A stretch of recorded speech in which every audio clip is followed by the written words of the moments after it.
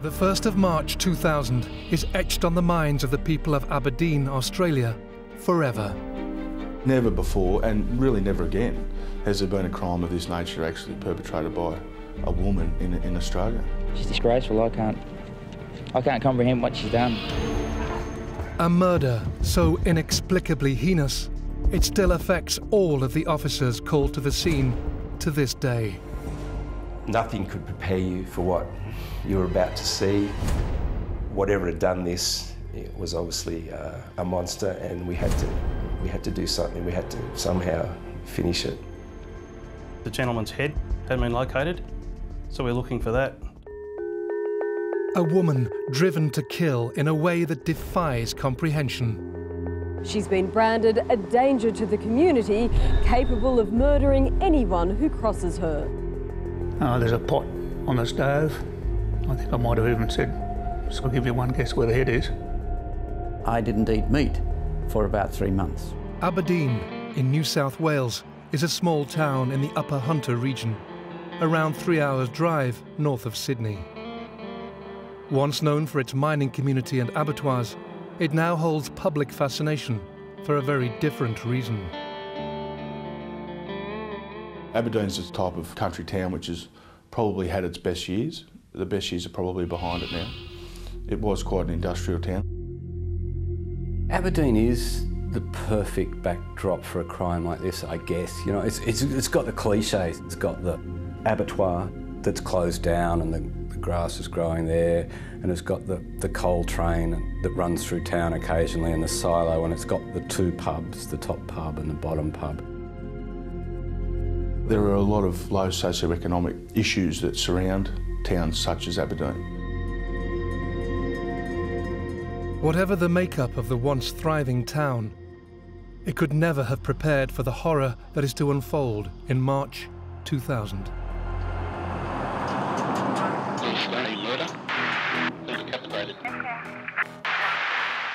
I was actually working at Muswellbrook that day and received a phone call at the station from a workmate of Mr. Price's. We got the call from his boss to say that he hadn't come in and somebody had been out there and the ute was still in the driveway. They couldn't raise anybody. But, you know, not thinking the worst, oh yeah, he's probably tied one on or something and hasn't woken up. John Price is a 45-year-old who works in the local mines. Scott Matthews and Graham Furlonger drive to Aberdeen to investigate further. I knew Mr. Price before. I knew that he was a hard worker and reliable man, so it was a bit unusual for him not to turn up for work and not to make a phone call. I went up, knocked on the door, didn't get an answer, saw some blood on the door jamb. Looked through a little gap into the lounge room, which was dark, reasonably dark, and saw what looked like a bunched up curtain hanging down. Couldn't raise anybody, so I decided we'd go and break into the place, seeing as we had this complaint. I walked around the side, there was a piece of meat lying on the ground, and anyway, went round the back, broke in through the back door. As we went in, I saw straight ahead of me what I thought was a curtain. There was something hanging, blocking my entry into the hallway of the house. I thought it looked like some type of blanket or some sort of covering that had been placed up on the archway. So I remember I used my left hand to push it aside, and immediately I could feel coldness coming on my left arm. So I looked down and my left arm was just covered in blood. Initially I thought I'd injured myself breaking through the back door, so I couldn't understand why my arm was bleeding. As Graham and Scott try to locate the missing man, they are suddenly faced with the most horrific scene ever to be witnessed. I realised then it was a human pelt. It was the skin minus the head.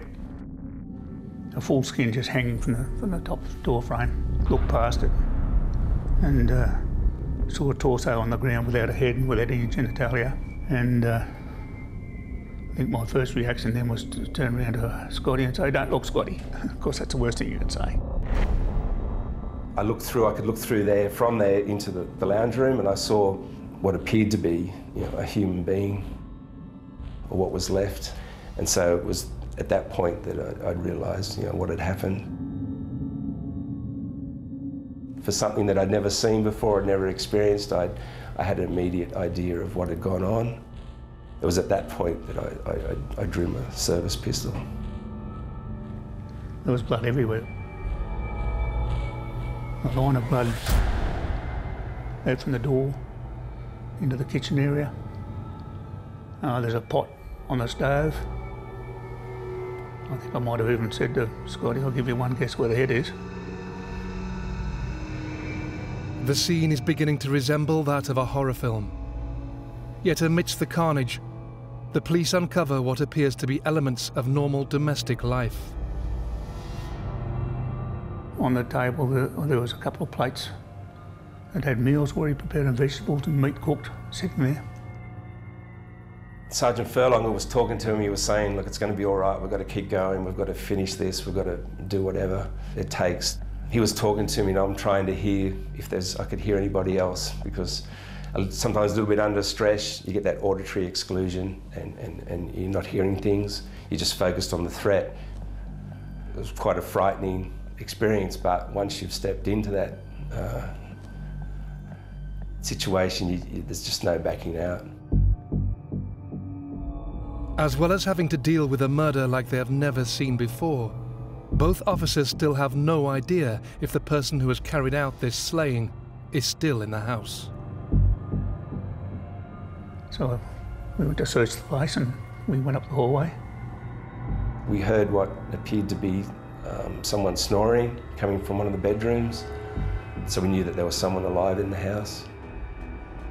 Looked in there and there she was lying on the bed. I tried to wake her. She was obviously drugged on something and couldn't wake her properly. She was very groggy. She wasn't responding, so we carried her outside and put her onto the back lawn. I wasn't sure whether she'd tried to kill herself with sleeping pills or whatever, but she certainly wasn't injured in any other way. The woman who is unresponsive is 49-year-old Katherine Mary Knight, known locally to be the partner of John Price. Having taken what appears to be a concoction of pills, the police rush to call an ambulance.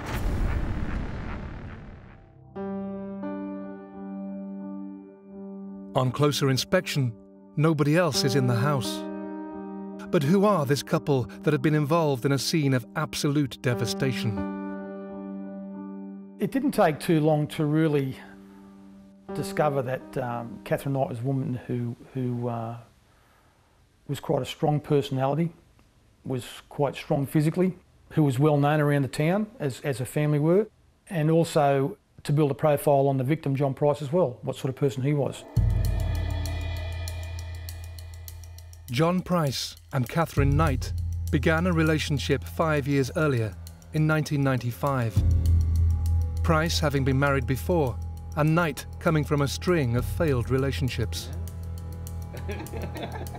He was hard drinking, hard working, which sometimes doesn't always run in line with each other. He was always the first at work, irrespective of how much he drank the night before. He would be up and he would be at work doing his job, and normally the first one there. He was a bloke who loved a beer and a smoke, in the sense that, and that's what he enjoyed, I think, initially in his companionship with Katherine Knight. And that's what it was all about. Didn't want to have too many cares in the world, and I think when Katherine came along, she filled in that final little gap.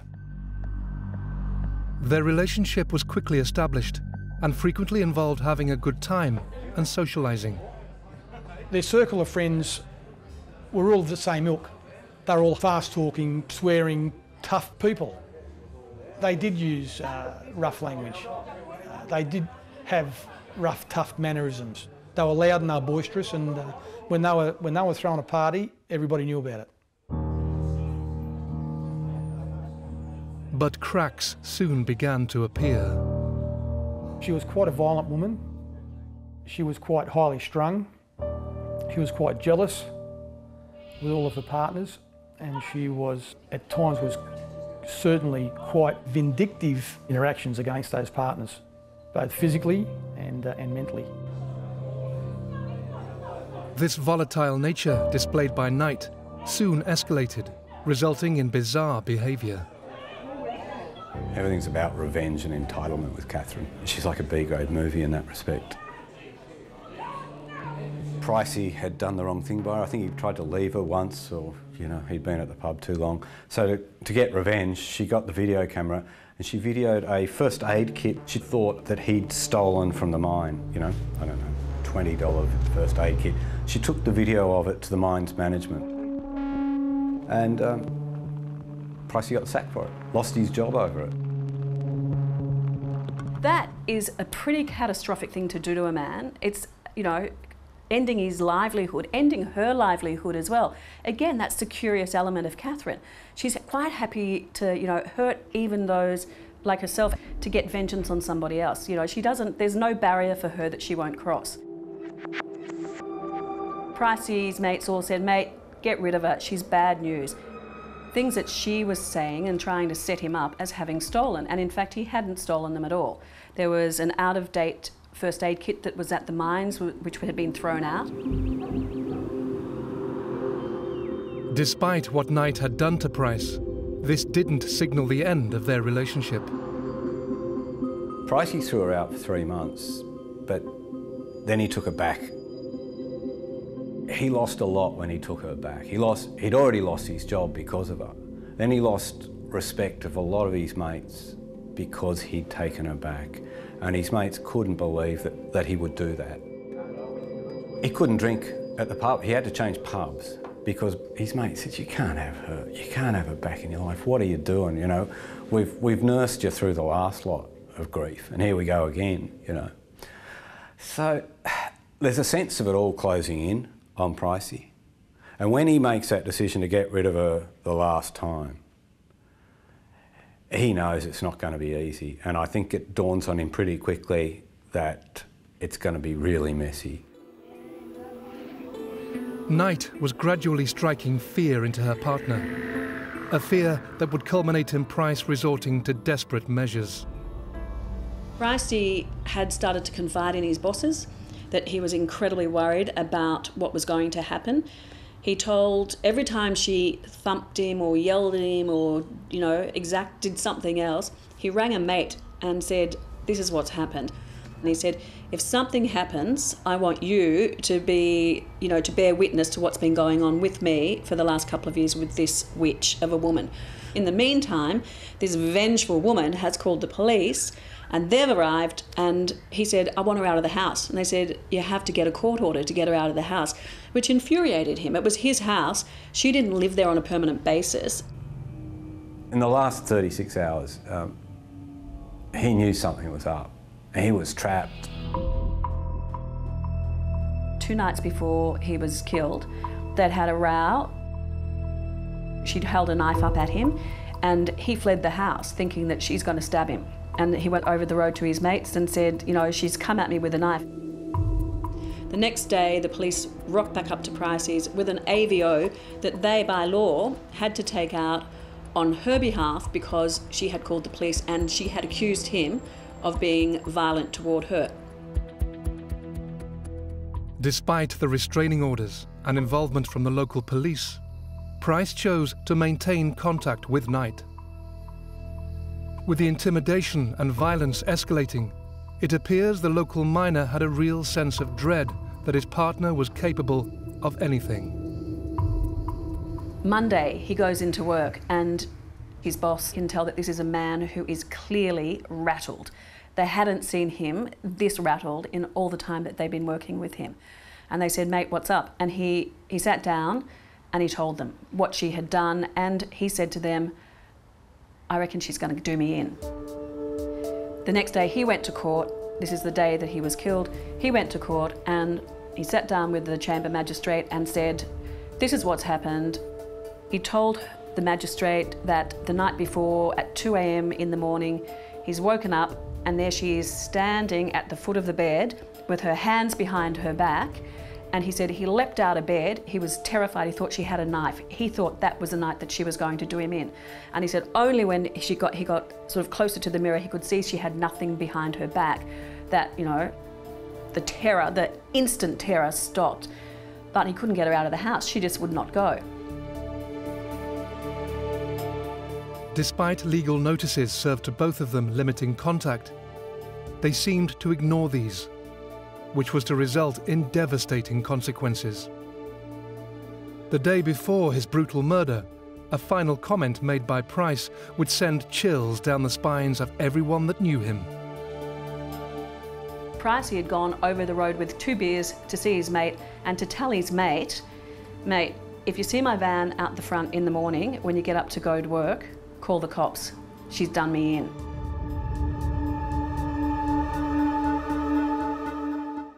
We started to get some statements from witnesses. We needed people who were close to the family, so we dealt mainly with the family of Katherine Knight and the family members of John Price. As the investigation gets underway, Knight is kept under close supervision in hospital, suffering from the effects of the drugs she has taken.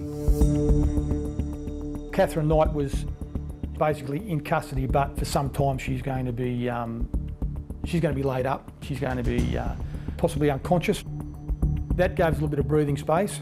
We knew that we weren't going to get a chance to interview or even begin thoughts of interviewing Katherine Knight until she was completely well enough. Whilst detectives wait to interview Knight to see what she will reveal, forensic investigators arrive to look for any clues that can determine what has actually happened in the house. I got a phone call from VKG, which is police radio, telling us there'd been a murder. And I said to the operator, "Well, how do you know it's a murder?" He said, "Well, he's been decapitated." With the graphic description of how Price has been found, Peter Muscio is expecting a gruesome scene. But nothing can prepare him for what he is to see next. We came in through the laundry at the back of the premises, and there's an aroma. And it was quite a macabre thing. It's a sweet odour, nice odour, as if Mum's cooking a stew. Just like his colleagues before him, Peter is soon to discover the grim reality of the smell lingering in the kitchen. But he is first confronted with the rest of the killer's destruction. Walk inside, and one of the first things you see is Mr Price's skin or pelt hanging from the door, from a meat hook. I searched through the pelt for Mr Price's genitals. Further into the kitchen, you could see blood staining on certain items. Into the lounge room, there was a body. Further down the hallway, there was blood staining down towards the bedrooms. You could see where I think Mr Price has gone for the light switch.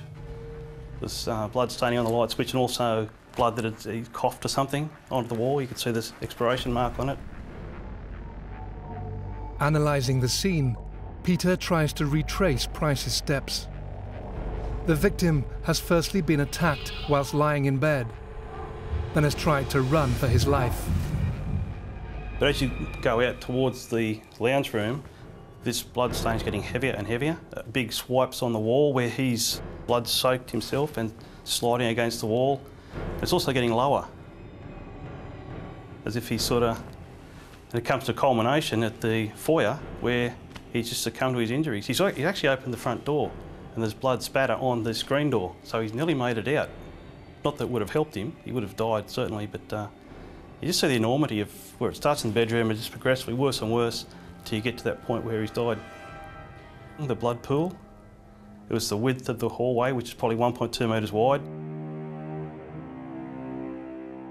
John Price has been stabbed 37 times, and the attacker has shown no mercy, continuing with the most barbaric acts.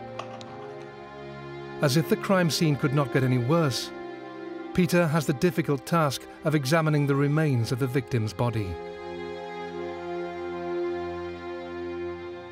When we examined the body, you could see the body has been there in its entirety. There was a big stain on the floor where the head would have been. It's been skinned first. You can see where she'd placed the skin on the carpet to set it there, and it's quite a substantial staining. There's also an outline of the head, so she's then taken the head off there. You can see where she's walked in carrying it to the kitchen. There's a drip, drip, drip, drip, drip of blood all the way leading to the cooktop. But until we actually lifted the lid off, it wasn't confirmed.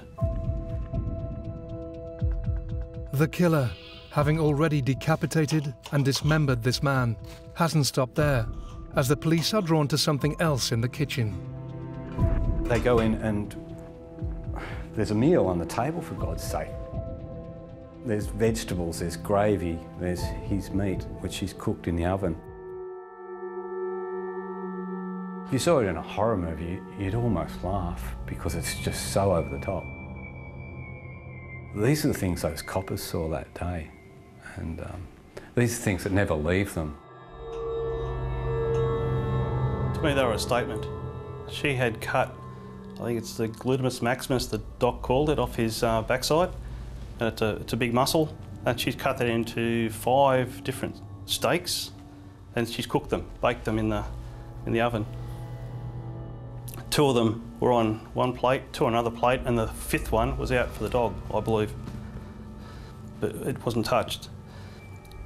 But the meals were there like a trophy. They had the names of each person who was supposed to get them.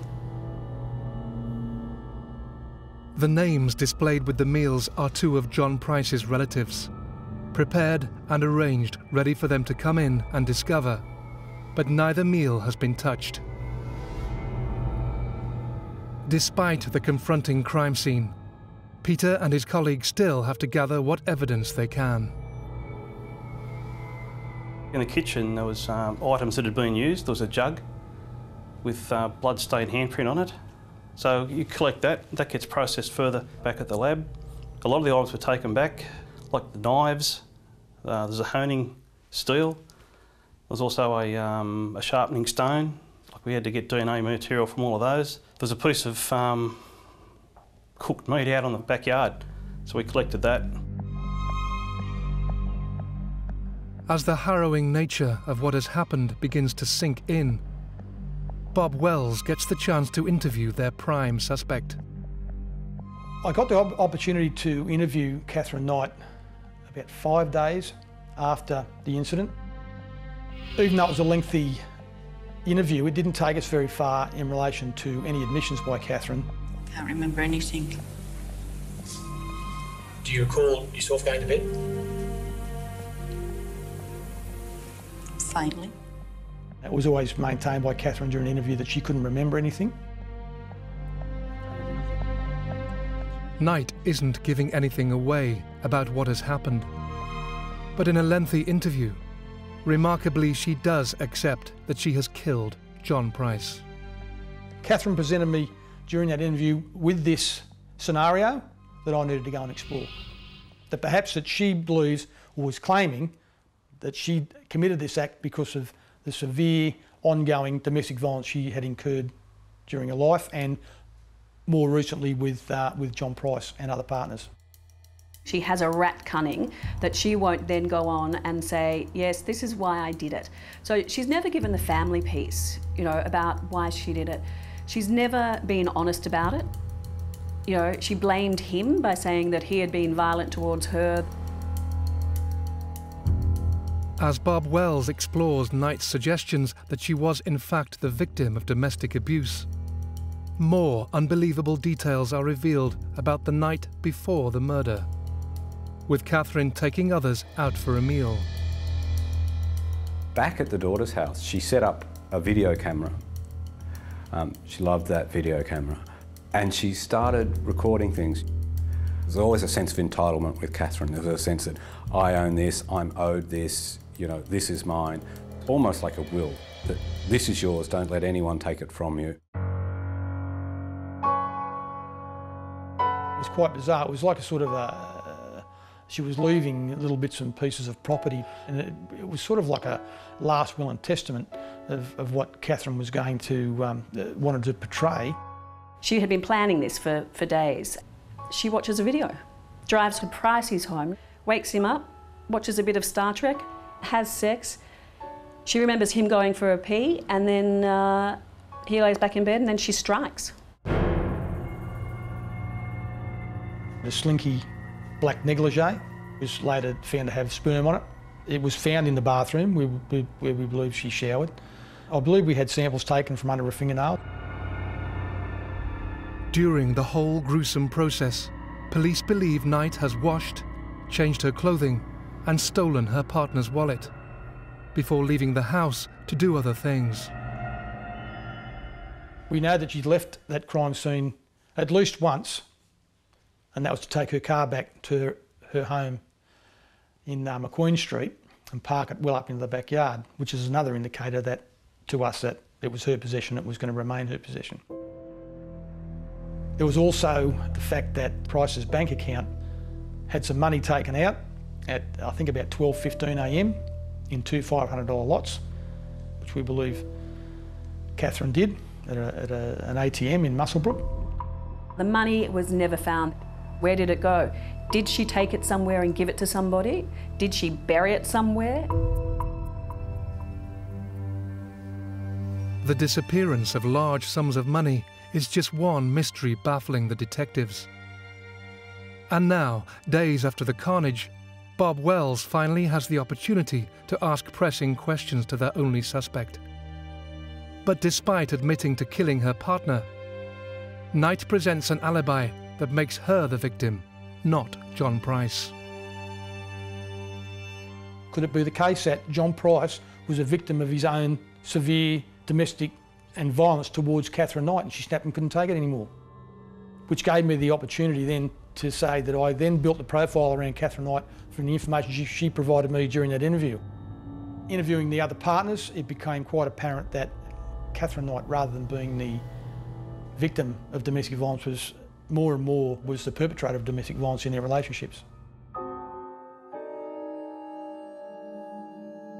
Katherine Knight had previous relationships with 3 other key men, marrying her first husband in 1974, meeting her second partner in 1986, and her third 4 years later in 1990. But would each partner reveal a similar pattern of behaviour experienced by Price?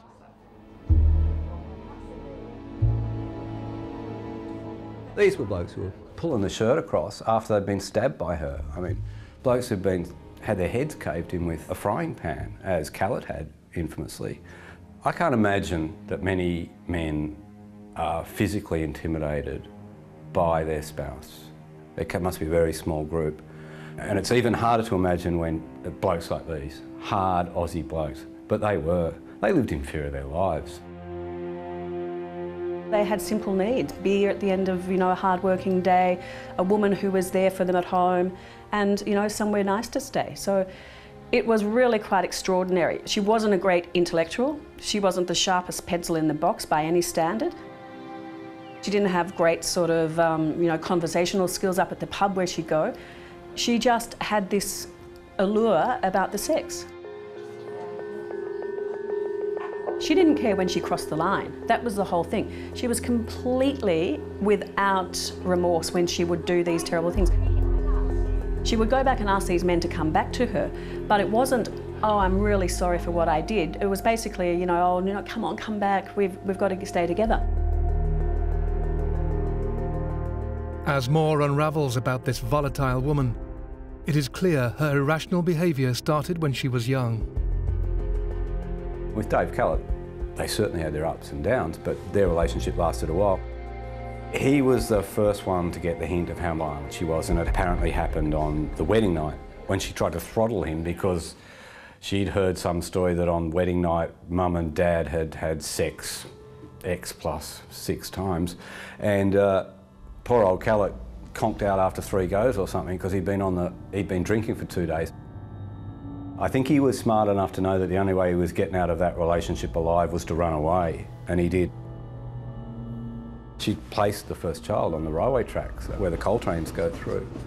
That was all in response to Khaled leaving her. This is probably the first public demonstration of just how excessive Katherine could be. Endangering her baby's life landed Knight in a psychiatric unit, an extreme measure that drove Kellett to change his mind about the relationship and go back to her. But this didn't last for long. In 1986, Knight met David Saunders, a local miner. They were madly in love in the early days, you know, but like all of Katherine's relationships, the honeymoon period generally lasted 1 year to 18 months. It didn't last much longer than that.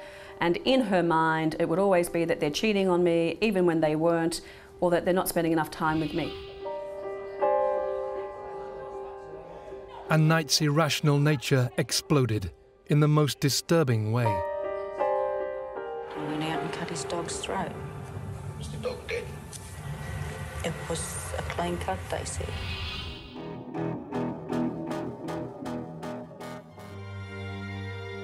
One of them has been stabbed in the stomach with scissors. She's sliced a puppy's neck, killing a young puppy at 8 weeks old because she was cranky. I mean, you know, they just went back time and time again. Saunders had to run away and hide. When he left her, he hid in another town. He pretended he was somewhere else. He put up this elaborate facade. After that relationship broke down, Knight soon moved on to her next with a former co-worker in the local abattoir. She left John Chillingworth, you know. She said, I don't want you, and she cheated on him with one of her other partners in between, you know. So it's kind of like, I think she was just getting to that point where she was desperate. Her looks were leaving her, such as they were. There was not that many options around in town. I think most of the menfolk of Aberdeen and the Hunter Valley had got her measure by now. They knew of her reputation. They knew that, you know, she wasn't shy with, you know, landing a fist on their face or, you know, stabbing them with whatever implement she could get. This window into her checkered past is now revealing a woman who has resorted to extreme violence throughout her life, often with no remorse or consequences. Separate to her volatile relationships, an insight into her personal and professional life may also shed light onto her unusual character. Aberdeen's, in its early stages, was a farming area with a large abattoirs where Katherine worked. Knight had worked in the local slaughterhouse for years, starting as a general labourer in 1971. It was not long before she progressed to the offal room, working on animal carcasses before honing her skills as a meat slicer in the boner's room. This was her trade for over a decade.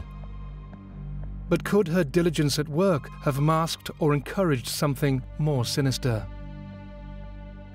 She had an obsession with death. She loved to nick arteries in the abattoir and scrape the marrow out. I mean, who loves working in an abattoir, for God's sake? She had this fascination with knives, and it was quite apparent that she could handle a knife. This morbid fixation with the macabre side of life is also evident when officers search Knight's own home, just down the road from Price's in Aberdeen. It was quite a bizarre premises, and we found that Katherine had a severe fascination with violent and bizarre movies, which she retained on VHS. The house that she owned is just full of macabre stuffed animals. It's quite a dark, gloomy house. It didn't give you a feeling that it was ever vibrant, open and light. And extensive police inquiries with family members reveal some shocking warning signs from Knight. Could the writing have been on the wall for some time? Katherine was workshopping the crime in her own mind and, you know, just dropping hints to the family here and there. There was information from her brother that she did say those particular words, that she would kill Pricey, and she'd get away with it because they'd think she was mad. There was other comments, if Pricey takes me back, he takes me back till the death. With these admissions, along with all the other evidence, would Knight admit to her barbaric act in court? Less than 1 year on from the death of John Price, his family and friends must face seeing her in court. At no time, either as a barrister or as a judge, did I ever strike anything of the horrific nature of Katherine Mary Knight's case. She pleaded not guilty, and the trial began in the conventional way.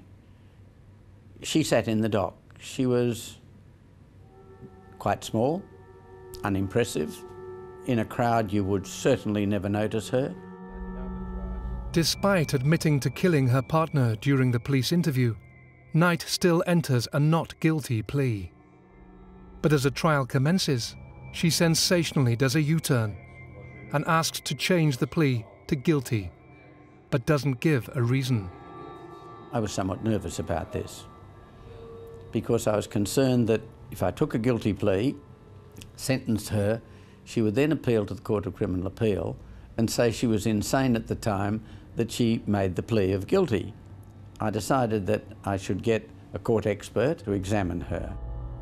And the psychiatrist came to exactly the same conclusion as the other psychiatrist that had seen her, namely that she was not insane, she was quite sane, but she was a bad woman. Remarkably, despite the severity of Price's injuries, Knight has carried out this sustained and calculated attack with a sane mind. However, the court does reveal something else about Knight. 3 psychiatrists all diagnosed her with a personality disorder, which is not a psychiatric illness. It's actually it's a disorder of the way you relate to other people, and that's what she was like. If she didn't get her own way, if you crossed her, or if she imagined that you had, done something or said something about her, she would get payback. Justice Barry O'Keefe allows a guilty plea and the jury is dismissed. But the graphic evidence is still heard. Throughout the whole of the evidence, it didn't matter what a witness said, she didn't look at the witness. It didn't matter what the photograph or the video was, she didn't look at that. She sat looking straight ahead, absolutely impassive. There was never a sign on her face of any reaction to any of the evidence. There was one time, and I believe it was when they were describing the crime scene, or it might have even been the crime scene tape, where she started rocking violently backwards and forwards and wailing and falling on the floor and really carrying on a treat. This outburst is in stark contrast to the killer's usual measured behaviour. But Knight knows exactly what she is doing. When she wanted an adjournment, she manipulated her behaviour so that she got it. Thereafter, she resumed the same mien as she'd had before, but I didn't think she'd switched off. Eventually, in a highly charged courtroom, the judge reveals the sentence to be handed to this killer. To sentence any person to life imprisonment is a big thing. To sentence a woman to life imprisonment, for me, was an even bigger thing. This was as bad a case as you got, so she had to go to jail for the term of her life.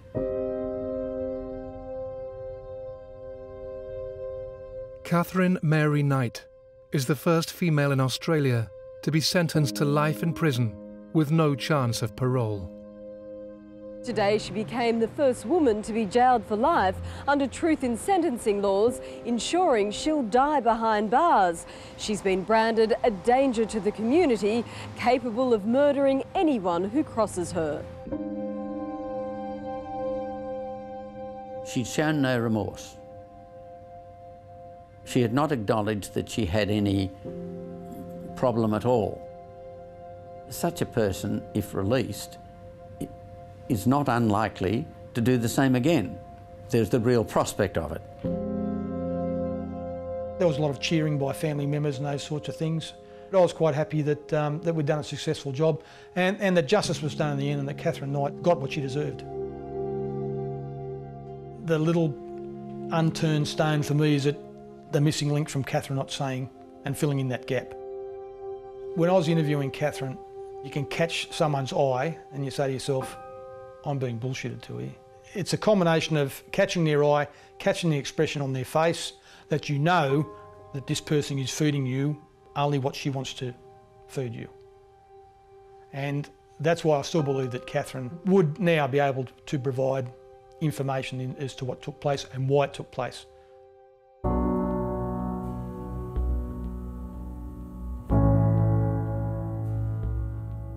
Knight failed in an appeal of her sentence and will never be released. She takes to prison many secrets as to her motivation and reasons for ending someone else's life so brutally.